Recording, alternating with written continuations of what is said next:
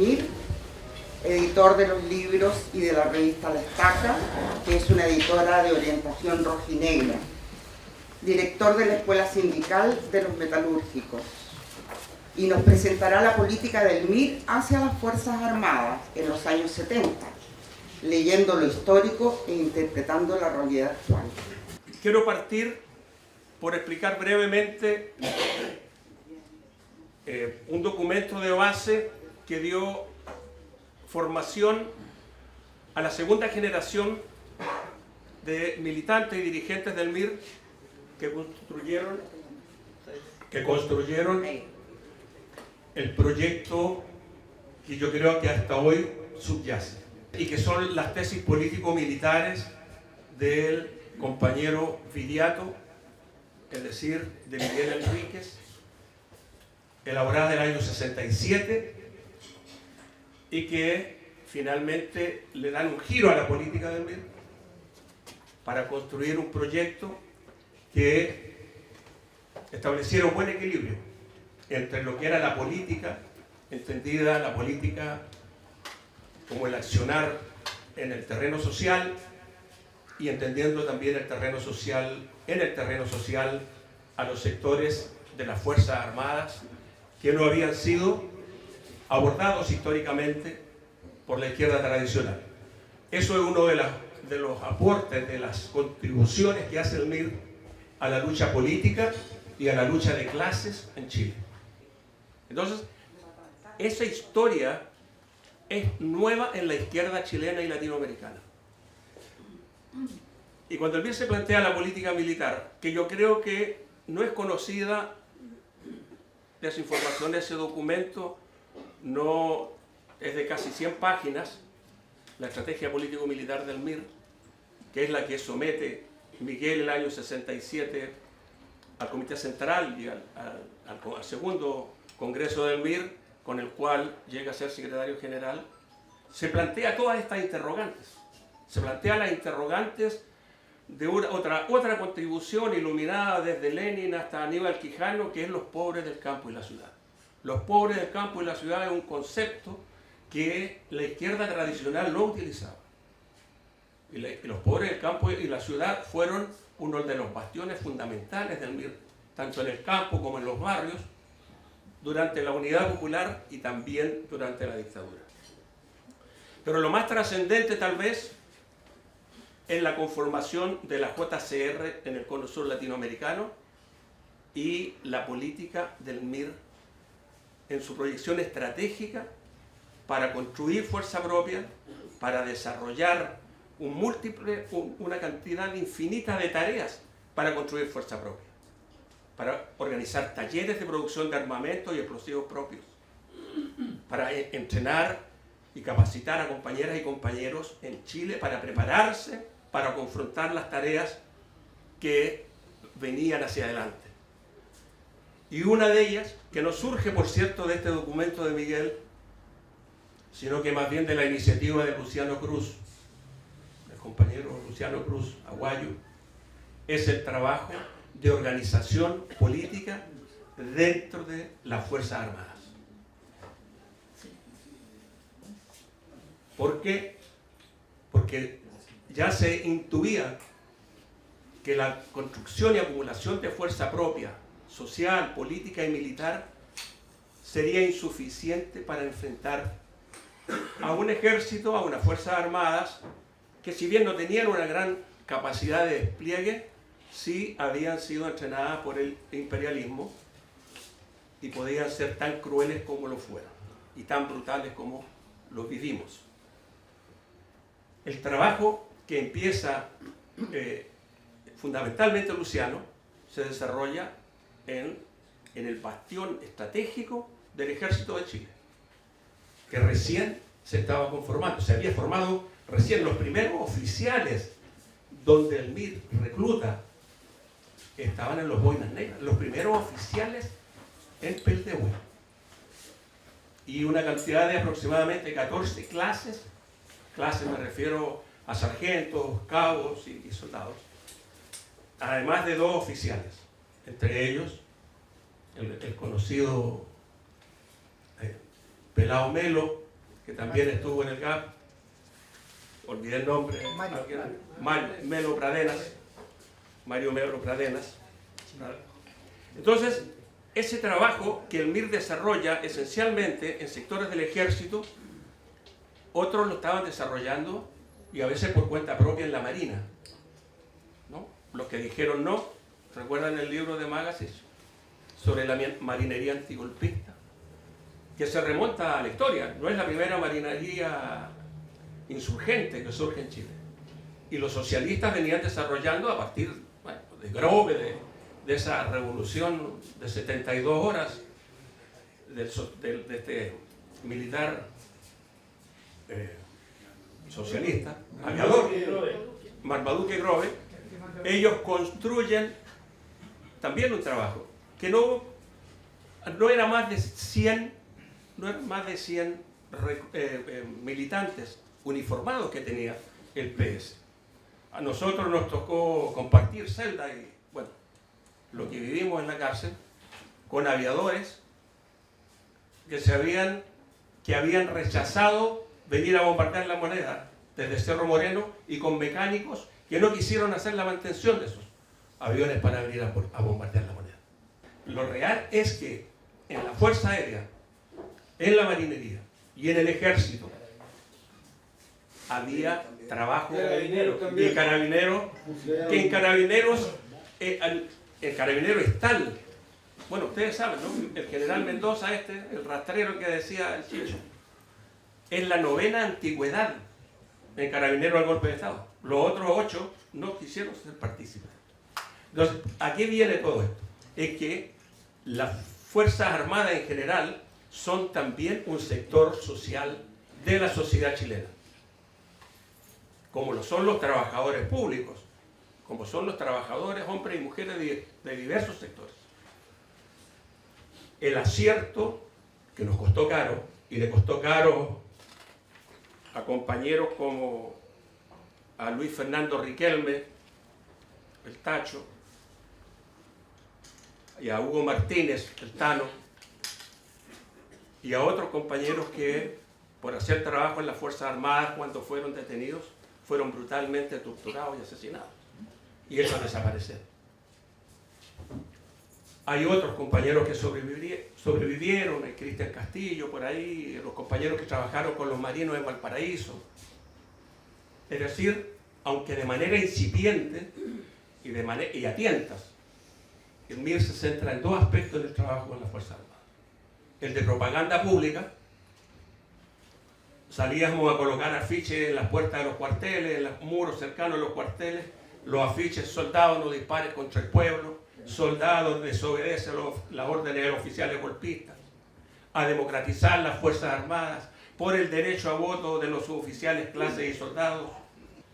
Entonces, el MIR tuvo una política hacia las Fuerzas Armadas, porque las Fuerzas Armadas no tan solo son un dique de contención, no tan solo están para proteger el Estado Nacional y los intereses de las distintas secciones de la burguesía o de las clases dominantes, como lo hacen desde la colonia, ¿no? Como decía el capitán Vergara, que hay que llamar a las Fuerzas Armadas a descolonizar el país de nuevo, porque las Fuerzas Armadas originalmente fueron creadas para combatir a las fuerzas de ocupación españolas. Después fue cambiando el carácter y empezaron a proteger los intereses de las clases dominantes. Y dentro de las distintas facciones de los grupos dominantes, entre conservadores y liberales, también hubo guerras, donde dividieron al ejército, a las Fuerzas Armadas. Entonces, política desde la política, siempre se ha hecho política desde la política. El asunto es, lo poníamos, ya termino, en un artículo que redactamos con Pedro Lovera en el libro sobre el golpe, los 50 años del golpe de Estado, acerca de cuáles son las tareas que hoy día debemos cumplir en relación a las Fuerzas Armadas. Tareas políticas reales, más allá de la propaganda, más allá de lo que son o cómo lo describamos, sino que tareas políticas reales. Gracias.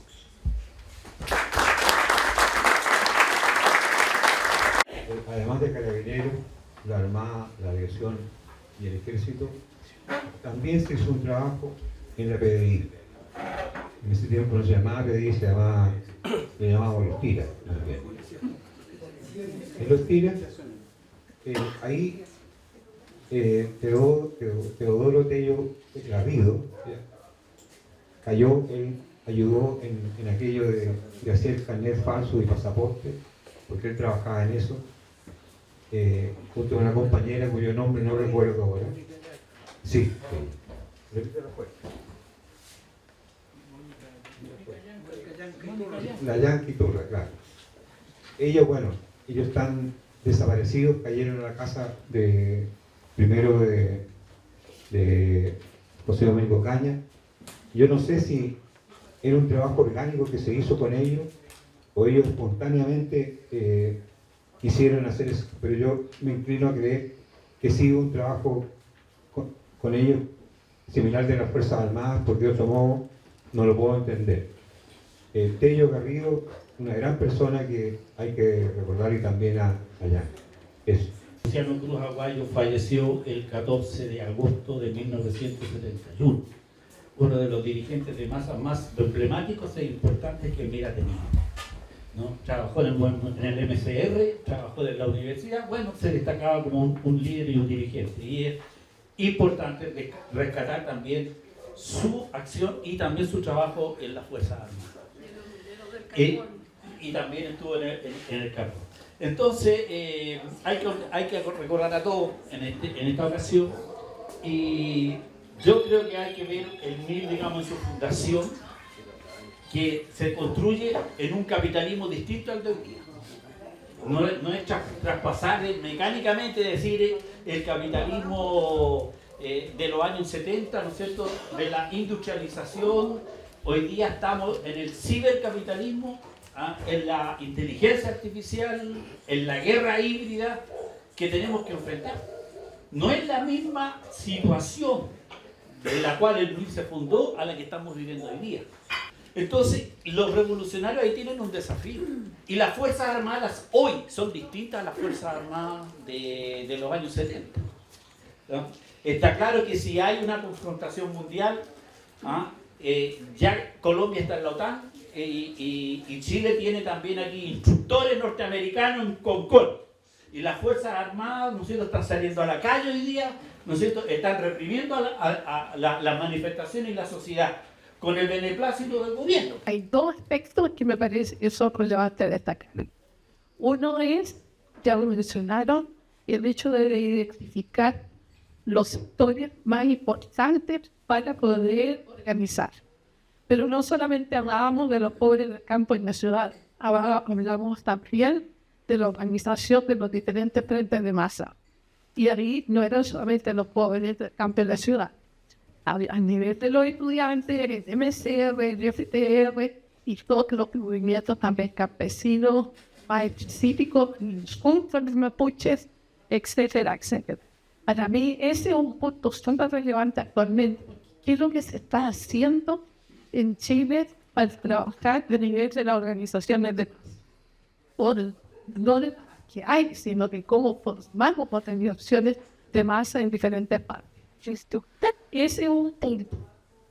Y el otro punto, y de ahí me parece hay muchas cosas que ir y sacar aprendizaje en la vinculación cuando hablamos de política hacia las Fuerzas Armadas, de cómo vinculamos la política con una política también de defensa de las fuerzas sociales y políticas. Porque esa fue una de nuestras mayores debilidades, que no logramos equilibrar lo social y lo militar, especialmente durante la década.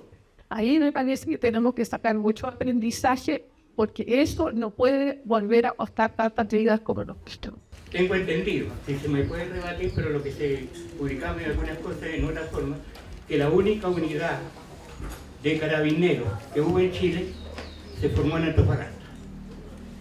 Entonces, y en ese aspecto estamos hablando de un trabajo bastante artesanal, que